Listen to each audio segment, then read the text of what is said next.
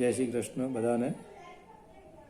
મારા પાસે એક બુક છે ગીતા પ્રેસ ગોરખપુરની, અંત્યકર્મ શ્રાદ્ધ પ્રકાશ, જેમાં મરણાસન્ન પછી મૃત વ્યક્તિઓ માટે શું કરવું જોઈએ અને શું ન કરવું જોઈએ એની ટૂંકમાં એ સમયની વાત કહી છે. હિન્દીમાં છે, હું જરા વાંચું છું એટલે બધાને થોડી खबर पड़े.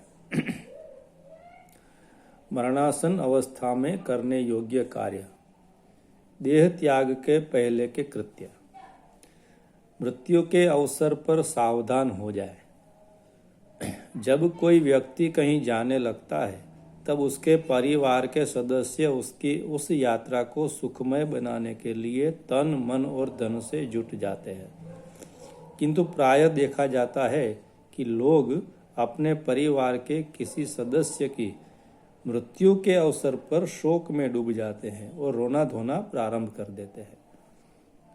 वे भूल जाते हैं कि मृत्यु भी एक यात्रा है और इसको भी उन्हें सुखमय बनाने का प्रयास करना चाहिए. सच तो यह है कि मृत्यु यात्रा ही नहीं अपितु महायात्रा है. इसलिए परिवार के प्रत्येक सदस्य का यह कर्तव्य हो जाता है कि अपने प्रियजन की इस महायात्रा को सुखमय बनाने के लिए पहले से भी अधिक प्रयास करें. यदि कोई व्यक्ति मृत्यु के अवसर पर मरणासन्न से एक बार भी ओम राम कृष्ण शिव नारायण आदि नाम का मन से भी स्मरण और उच्चारण करवा देता है तो उसने सचमुच अपने प्रियजन की इस महायात्रा को पूर्ण सफल बना दिया. जिस लक्ष्य को पाने के लिए यह मरणासन्न प्राणी अनादिकाल से यात्रा पर यात्रा करता चला आ रहा था, उस लक्ष्य को इस आत्मीय ने नामोच्चारण करवाकर प्राप्त करा दिया. अतः सभी परिजनों को अंतिम समय में उच्च स्वर से भगवान नाम का संकीर्तन करना चाहिए तथा मरणासन व्यक्ति के कान में भगवान नाम स्मरण करने की प्रेरणा करनी चाहिए. अब क्या न करे? भूल कर भी रोए नहीं, क्योंकि इस अवसर पर रोना मृत प्राणी को घोर यंत्रणा प्रदान करता है, तकलीफ देता है. रोने से जो आंसू और कफ निकलते हैं, इन्हें उस मृत प्राणी को विवश होकर पीना पड़ता है. यह साधारण यात्रा तो है नहीं. साधारण यात्रा में यात्री सब काम के लिए स्वतंत्र होता है. वह चाहे तो आत्मीय जनों के दिए पाथेय को खाए या ना खाए, यानी कि जब रास्ते जाते हैं कोई तो हम उसको साथ में खाना देते हैं, उसकी बात है. परंतु मरने पर उसकी यह स्वतंत्रता छीन जाती है और आत्मीयों के दिए हुए पाथेय को ही उसे खाना पड़ता है. शास्त्र में बताया है, श्लेष्माश्रु बांधवेर मुक्तम प्रेतो भुंक्ते यतो वशः अतो न रोदितव्यम ही क्रियाः कार्याः स्वशक्तितः. याज्ञवल्क स्मृति में ये बात कही गई है. अर्थात मृत प्राणी के लिए आत्मीय जनों को भूलकर भी नहीं रोना चाहिए, अपितु उसके परलोक को सुधारने के लिए डटकर प्रयास करना चाहिए. रोने से आंखों से जो आंसू और नाक एवं मुंह से जो कफ निकलते हैं, मृत प्राणी को इन्हें ही विवश होकर खाना पीना पड़ता है. यानी कि जो जीवात्मा जब तक अग्नि संस्कार नहीं होता है तो वो जीव वहीं घूमता रहता है, क्योंकि उसको अपना ये शरीर छोड़ना का मन नहीं है. इस अवसर पर रोकर हम अपने मृत जन को केवल कफ और आंसू जैसी घृणित वस्तु ही नहीं खिलाते पिलाते, अपितु स्वर्ग से भी नीचे गिरा देते हैं. शोचमानास्तु सस्नेहा बांधवाहा सुयदस्तथा पातयंती गतम स्वर्ग मश्रुपाते न राघव. ये वाल्मीकि रामायण में बात कही है. कहाँ तो मृतात्मा अपने पुण्य के बल से स्वर्ग जा पहुंचा था और कहाँ हमारे रोने की भूल ने उसे वहां से खींचकर नीचे गिरा दिया। यह भूल कितनी पीड़ा देने वाली हो गई। अतः नरावतार अर्जुन की तरह शोक मोह को दूर कर मृत व्यक्ति का परलोक संभालने के प्रयास में डट जाना चाहिए। मरणासन रोगी के सामने शोक का प्रदर्शन होना ही नहीं चाहिए। शास्त्र ने रोने का भी विधान किया है, किंतु कब रोना चाहिए? जब दाह क्रिया के द्वारा उसके शरीर को सुसंस्कृत करने लगते हैं, तब कपाल क्रिया करने के बाद परिजनों को उच्च स्वर में रोना चाहिए। अब उसे अपने जनों के प्रेम का स्वाद चाहिए।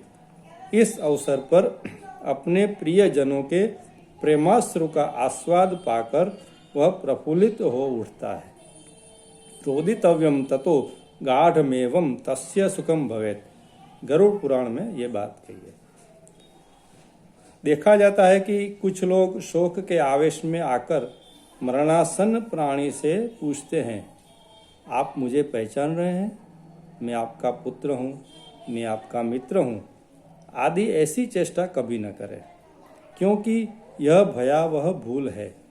इस कुकार्य से हम मृतात्मा को दुनिया में घसीट लाते हैं, बंधन में डाल देते हैं। हमारी चेष्टा तो ऐसी होनी चाहिए कि जिससे मरणासन को सतत भगवान का ही स्मरण होता रहे, ताकि संसार की एक क्षण के लिए भी उसे स्मृति न हो। अतः भगवान के नामों का ही स्मरण कराएं और करें। जब तक गांव में, पास पड़ोस में अथवा घर के समीप शव विद्यमान हो, तब तक खाना पीना निषिद्ध है। मरणासन व्यक्ति को आकाश तल में, ऊपर के तल पर अथवा खाट आदि पर नहीं सुलाना चाहिए। अंतिम समय में पोल रहित यानी खंभे रहित नीचे की भूमि पर ही सुलाना चाहिए। गोबर का चौका करके उसके ऊपर सुलाना चाहिए, जमीन पे। अब ये तो क्या न करे वो बात आई। अब क्या करें? तो प्राणोत्सर्ग से पूर्व, यानी कि प्राण नहीं निकले और निकलने की तैयारी हो, उसके पहले की ये बात है। तो प्राणोत्सर्ग से पूर्व यदि संभव हो तो प्राणी को गंगा के पावन तट पर ले जाएं। उस समय नारायण, श्री राम, श्री कृष्ण, हरि, शिव आदि नाम का उच्चारण निरंतर होता रहे। ये तो जो गंगा किनारे रहते हैं उन लोगों के लिए बात है, हर जगह ये बात संभव नहीं है। गंगा तट पर ले जाना संभव न हो तो घर पर ही पोल रहित नीचे की भूमि पर गोबर, मिट्टी तथा गंगा जल से भूमि को शुद्ध कर दक्षिणाग्र कुश बिछा दे तथा तिल और कुश बिखेर दे। संभव हो तो कुशासन बिछाकर नई अथवा धोई हुई सफेद चादर बिछा दे, जिसमें नीला काला निशान न हो। यथासंभव गोमूत्र, गोबर तथा तीर्थ के जल से, कुश के जल से और गंगा जल आदि से स्नान करा दे अथवा गीले वस्त्र से बदन पोंछकर शुद्ध कर दे।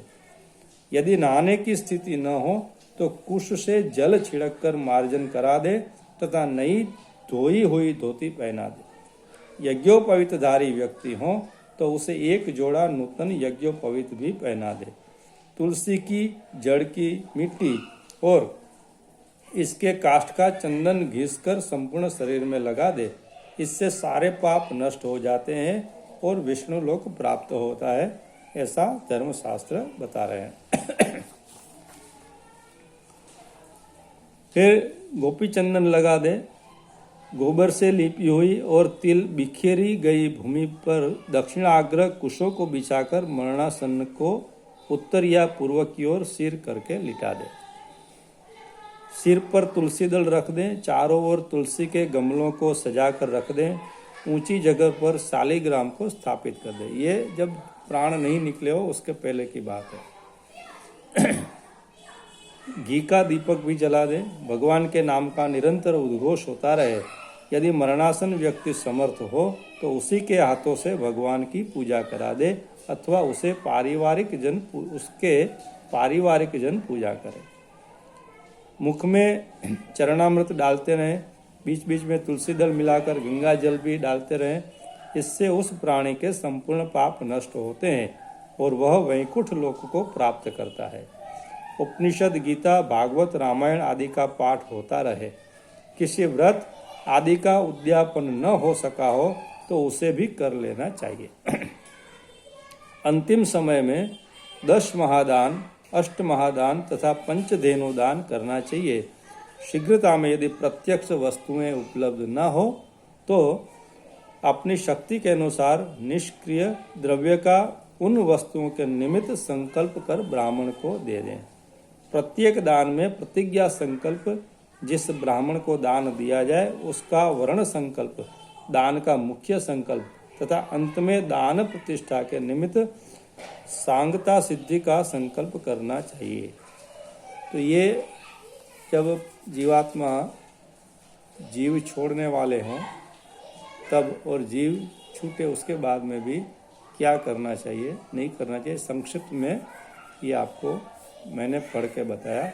और भी बहुत सारे उसके बाद भी कौन से कार्य करने चाहिए, श्राद्ध कैसे करने चाहिए, क्यों करने चाहिए, उसका क्या फल है, वो भी सब बात है। जैसे जैसे अनुकूलता होगी तो मैं पढ़ के वीडियो बनाता रहूँगा। जय श्री कृष्ण।